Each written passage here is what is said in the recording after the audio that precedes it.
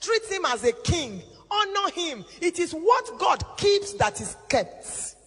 You can be with your husband 24 hours a day and he will still commit adultery. So it's not until you watch and watch and watch and watch. What did you say? Where did you go? Who ministered to you in the hotel? Was it a hostess or a host? What happened? You will just have hypertension.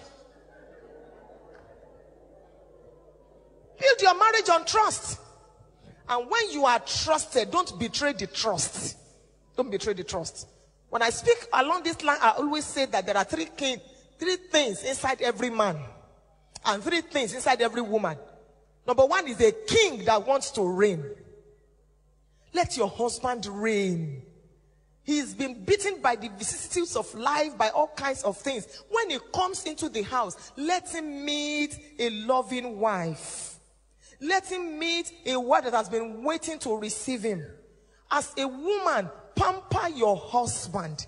Look for pet names for your husband. Stop abusing him. Stop calling him Daddy Olu. That is a bush name.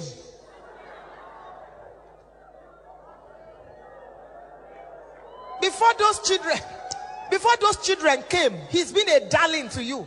After those children will leave, he will still remain a darling. Look for a beautiful name for your husband. Didi, sweetie, honey, you know. After today, start it. If your husband says, we've been married for 10 years, what is all this? Tell him we are just starting now. We're just starting. Same thing with the husband. Pamper your wife. Inside every woman there is a queen. Address your wife that way. Stop shouting at her. At such a time like this, apart from the kingdom of God, you being a blessing to the kingdom of God, you must be a blessing in your home. If as a man, when you arrive, everybody is running helter-skelter, then you are the lion of the tribe of your family. He's coming, he's coming. Put on the TV. That is coming. Put it off, put it off. Something is wrong. You are a boss. You are a tiger. You are not a leader. People should be happy when daddy comes. If daddy is traveling and daddy says, I'm going to spend 1 week, I'll be away for 1 week. Oh, no, daddy, please, 3 days. But if you say you are spending 1 week and they say, can't they extend it to 2.5 weeks?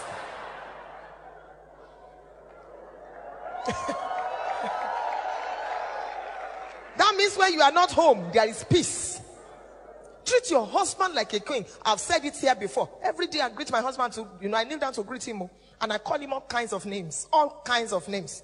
When my telephone rings and it is my husband, you will hear, oh, lo me, oh, nete me, or you are too worldly. His ringtone is different. And you hear me call him, Kabiesio, Kadepelorio, may you live long, my own king. The man too is happy where he is. So he likes calling me every time because he knows what he will hear. At such a time like this,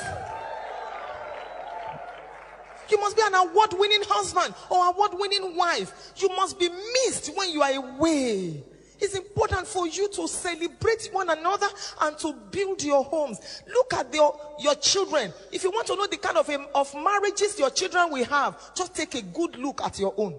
Because children don't have eject button. They see you as their perfect example. But when you look at your husband, you call him all kinds of names. Even without speaking, that is enough.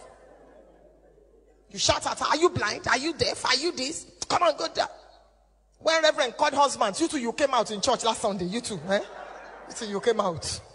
And your children are there and they are wondering. They are wondering. That man needed a wife that will respect him, not a Vashti.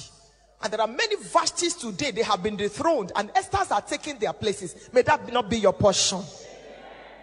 Inside every husband, there is a little boy that wants to play. When last did your husband pillow his head on your laps? When last? You are so busy cooking. 2 hours, you are still cooking in the kitchen. Your husband is watching the news. You are sweating, you are, everything. Sometimes you will even tie wrapper around your breast to make it flappy. And when guests are coming, you go and change. But when your husband is at home, who cares? Take a little fish, put it in your mouth while you are cooking. Come out. Put it on yours. A lot of African marriages, romance has grown wings and flown out of our marriages. Church, sex, business, office. Church, sex, business. That's all. When last did you hold your wife's hand? You will see brother, he's a deacon in church with his big Dex Bible under his armpit. He's going to church. The wife is coming along. Your wife returns from the salon. You can't even look at her and say, how lovely. See my dove. You are lost in the book of Habakkuk. From there you move to the book of Zephaniah.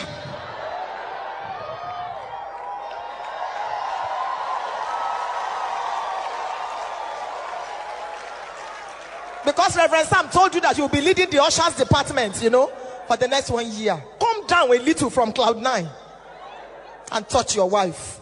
Psychologists have told us that a woman needs 13 meaningful touches per day. Meaningful, not just sexual, meaningful. Tickle your wife, touch her, give her a peck.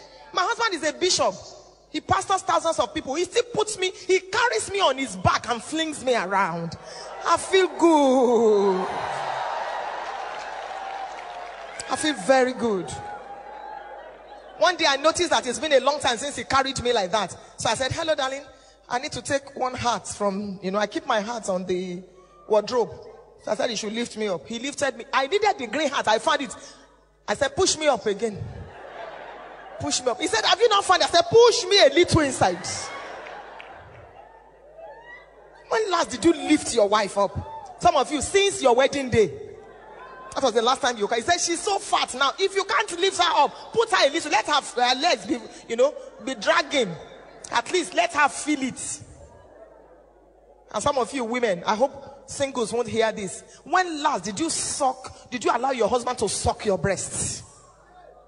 He said, Pastor Funke, you are not holy at all. I am very holy. Satisfy your husband sexually. If not, 100 women are waiting outside to satisfy him.